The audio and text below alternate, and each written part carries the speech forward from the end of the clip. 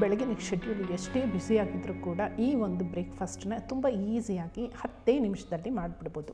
ಟೇಸ್ಟಿಯಾಗೂ ಕೂಡ ಇರುತ್ತೆ. ಮಕ್ಕಳು ಲಂಚ್ ಬಾಕ್ಸ್ಗಿರ್ಬೋದು ಅಥವಾ ಹಸ್ಬೆಂಡ್ ಲಂಚ್ ಬಾಕ್ಸ್ಗಿರ್ಬೋದು, ಯಾವುದೇ ಪ್ರಿಪ್ರೇಷನ್ ಇಲ್ಲದೆ ಇನ್ಸ್ಟಂಟಾಗಿ ಮಾಡ್ಬೋದಾದಂಥ ಬ್ರೇಕ್ಫಾಸ್ಟ್ ರೆಸಿಪಿ ಇದು.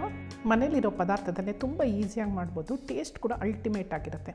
ಮೊದಲಿಗೆ ನಾನಿಲ್ಲಿ ಒಂದು ಮಿಕ್ಸಿ ಜಾರ್ಗೆ 1 ಕಪ್ಪಷ್ಟು ಸ್ವೀಟ್ ಕಾರ್ನನ್ನ ಹಾಕ್ಕೊಂಡಿದ್ದೀನಿ, ಹಸಿಮೆಣಸಿನಕಾಯಿ, ಶುಂಠಿನ ಹಾಕೋತಾ ಇದ್ದೀನಿ, ಮತ್ತು 1 ಕಪ್ಪಷ್ಟು ತೆಂಗಿನಕಾಯಿ ತುರಿನ ಹಾಕೋತಾ ಇದ್ದೀನಿ. ಬೆಳ್ಳುಳ್ಳಿ ಟೇಸ್ಟ್ ಇಷ್ಟಪಡೋರು ಅದನ್ನು ಕೂಡ ಆ್ಯಡ್ ಮಾಡ್ಕೋಬೋದು. ನಾನಿಲ್ಲಿ ಬೆಳ್ಳುಳ್ಳಿನ ಹಾಕ್ತಾಯಿಲ್ಲ. ಸ್ವಲ್ಪ ನೀರು ಹಾಕಿ ಮಿಕ್ಸಿಲಿ ಇದನ್ನು ತರ್ತರಿಯಾಗಿ ರುಬ್ಬೋತಾ ಇದ್ದೀನಿ. ಸ್ವೀಟ್ ಕಾರ್ನಲ್ಲಿ ಫೈಬರು ಮತ್ತು ಪ್ರೋಟೀನು ಜಾಸ್ತಿ ಇರೋದ್ರಿಂದ ಬೆಳಗಿನ ಬ್ರೇಕ್ಫಾಸ್ಟಲ್ಲಿ ಇದನ್ನು ಯೂಸ್ ಮಾಡೋದು ತುಂಬಾ ಒಳ್ಳೆಯದು. ಸ್ವಲ್ಪ ಏನಾದರೂ ವೇರಿಯೇಷನ್ ನಿಮಗೆ ಬೇಕು ಅನ್ನೋದಾದರೆ ಇದಕ್ಕೆ ಜೊತೆಗೆ ಮೆಂತ್ಯದ ಸೊಪ್ಪನ್ನು ಕೂಡ ಚೆನ್ನಾಗಿ ತೊಳೆದು ಹೆಚ್ಚಿ ಆ್ಯಡ್ ಮಾಡ್ಕೋಬೋದು.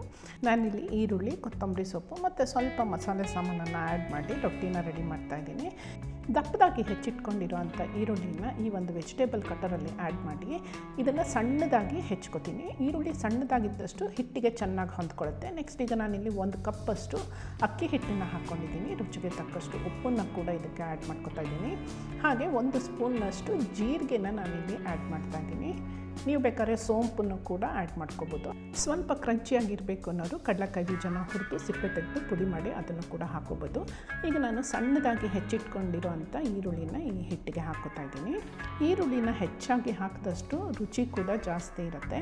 ಇಲ್ಲಿ ಬೇಕಾದ್ರೆ ನೀವು ಸಬ್ಬಸಿಗೆ ಸೊಪ್ಪು ಅಂತ ಸಿಗುತ್ತಲ್ಲ ಅದನ್ನು ಕೂಡ ಸಣ್ಣದಾಗಿ ಹೆಚ್ಚು ಹಾಕ್ಬೋದು. ಈಗ ನಾನು ಗ್ರೈಂಡ್ ಮಾಡ್ಕೊಂಡಿರೋ ಅಂಥ ಕಾರ್ನ್ ಪೇಸ್ಟ್ನ ಆ್ಯಡ್ ಮಾಡಿ ಜೊತೆಗೆ 1 ಕಪ್ಪಷ್ಟು ಕೊತ್ತಂಬರಿ ಸೊಪ್ಪನ್ನು ಕೂಡ ಆ್ಯಡ್ ಮಾಡ್ತಾ ಇದ್ದೀನಿ. ಕೊತ್ತಂಬರಿ ಸೊಪ್ಪು ಫ್ಲೇವರ್ ಇದ್ರಂತೂ ರುಚಿ ಅದ್ಭುತವಾಗಿರುತ್ತೆ ರೊಟ್ಟಿದು.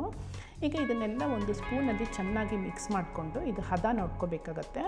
ಆಮೇಲೆ ನೀವು ನೀರನ್ನು ಎಷ್ಟು ಬೇಕೋ ಅಷ್ಟು ಸ್ವಲ್ಪನೇ ಆ್ಯಡ್ ಮಾಡ್ಕೊತಾ ಹಿಟ್ಟನ್ನು ಕಲಿಸ್ಬೇಕಾಗತ್ತೆ. ಹಿಟ್ಟನ್ನು ತುಂಬ ನೀರಾಗಿ ಕಲಿಸ್ಬಾರ್ದು. ಚಪಾತಿ ಹಿಟ್ಟಿಗಿಂತ ಸ್ವಲ್ಪ ಸಾಫ್ಟಾಗಿದ್ದರೆ ಸಾಕು. ಈಗ ನಾನು ಒಂದು ತವಾನ ತೊಗೊಂಡು ತವಾನ ಫಸ್ಟು ಗ್ರೀಸ್ ಮಾಡ್ಕೋಬೇಕಾಗತ್ತೆ. ಇದಕ್ಕೆ 2 ಸ್ಪೂನ್ನಷ್ಟು ಎಣ್ಣೆನ ಹಾಕಿ ಚೆನ್ನಾಗಿ ಸ್ಮಿಯರ್ ಮಾಡ್ಕೋತೀನಿ. ಸುತ್ತಲೂ ಹಚ್ಕೋತೀನಿ ಎಣ್ಣೆ. ಚೆನ್ನಾಗಿ ನೀವು ಗ್ರೀಸ್ ಮಾಡಿದಷ್ಟು ರೊಟ್ಟಿ ಸುಲಭವಾಗಿ ಎದ್ದು ಬರುತ್ತೆ. ಈಗ ನಾನು ಒಂದು ಟೆನ್ನಿಸ್ ಬಾಲ್ ಅಷ್ಟು ಹಿಟ್ಟನ್ನು ತಗೋತೀನಿ. ಈ ಥರ ರೌಂಡಾಗಿ ಮಾಡಿ ಬ್ಯಾಲೆನ್ಸ್ ಮಾಡಿ ಸೆಂಟ್ರಲ್ಲಿ ಇಟ್ಟು ಒಳಗಿಂದ ಹೊರಗಡೆ ತಟ್ತಾ ಬರಬೇಕಾಗತ್ತೆ. ಈವನ್ನಾಗಿ ತಟ್ಟಬೇಕು.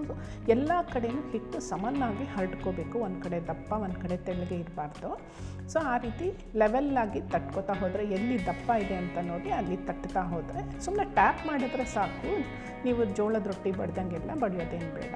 ಮೇಲೆ ಇವಾಗ ಒಲೆ ಮೇಲಿಟ್ಟು 2 ಸ್ಪೂನ್ ಮೇಲ್ಗಡೆನೂ ಕೂಡ ಎಣ್ಣೆ ಹಾಕಿ ಒಂದು ತಟ್ಟೆನ ಮುಚ್ಚಿ 3 ರಿಂದ 4 ನಿಮಿಷ ಬೇಯಿಸಬೇಕಾಗತ್ತೆ. ಉರಿ ಕೂಡ ಲೋ ಇಂದ ಮೀಡಿಯಮ್ ಫ್ಲೇಮಲ್ಲಿ ಇದ್ದಷ್ಟು ರೊಟ್ಟಿ ಗರಿಯಾಗಿ ಬರುತ್ತೆ. ಹೈ ಫ್ಲೇಮಲ್ಲಿ ಬೇಯಿಸಿದ್ರೆ ಸೀದಂಗೆ ಆಗಿಬಿಡುತ್ತೆ. ಈಗ 3 to 4 ಮಿನಿಟ್ಸ್ ಆಗಿದೆ. ಈಗ ಒಂದು ಮೊಗಚಕ್ಕಾಯಿನ ತಗೊಂಡು ಸುತ್ತಲೂ ಎಬ್ಕೊಂಡು ಇದನ್ನು ಈಗ ತಿರುವಿ ಹಾಕ್ತಾಯಿದ್ದೀನಿ. ರೊಟ್ಟಿನ 2 ಕಡೆ ಸುಡಬೇಕಾಗತ್ತೆ. ಗರಿಯಾಗಿದ್ದಷ್ಟು ನಿಮಗೆ ರೊಟ್ಟಿ ಟೇಸ್ಟಿಯಾಗಿರುತ್ತೆ. ಈಗ 2 ಕಡೆ ಚೆನ್ನಾಗಿ ಬೆಂದಿದೆ. ಇದನ್ನು ಸರ್ವ್ ಮಾಡೋಕ್ಕೂ ಕೂಡ ರೆಡಿ ಇದೆ. ಒಂದು ಪ್ಲೇಟ್ಗೆ ರೊಟ್ಟಿನ ಹಾಕಿ ಇದಕ್ಕೆ ಮಸಾಲೆ ಇರೋದ್ರಿಂದ ಚಟ್ನಿ ಏನು ಬೇಡ. ಉಪ್ಪಿನಕಾಯಿ ಚಟ್ನಿ ಪುಡಿ ಆದರೂ ಆಗುತ್ತೆ, ಇಲ್ಲ ಹಾಗೇನಾದ್ರು ತಿನ್ಬೋದು. ಜೊತೆಗೆ ತುಪ್ಪ ಮಾತ್ರ ಇರಲೇಬೇಕು. ಬಿಸಿಯಾಗಿರುವಂಥ ರೊಟ್ಟಿ, ಜೋಳದ ಸ್ವೀಟ್ನೆಸ್ಸು, ಹಸಿಮೆಣಸಿನಕಾಯಿ, ಕೊತ್ತಂಬರಿ ಸೊಪ್ಪು ಫ್ಲೇವರು ಜೊತೆಗೆ ತುಪ್ಪ, ಆಹಾ ಅಲ್ಟಿಮೇಟ್ ಆಗಿರುತ್ತೆ. ರೆಸಿಪಿ ನೋಡಿ ರೆಡಿ ಮಾಡಿ ಎಂಜಾಯ್ ಮಾಡಿ. ಹೆಂಗೆ ಬಂತು ಅಂತ ಕಾಮೆಂಟು ಮಾಡಿ. Thank you.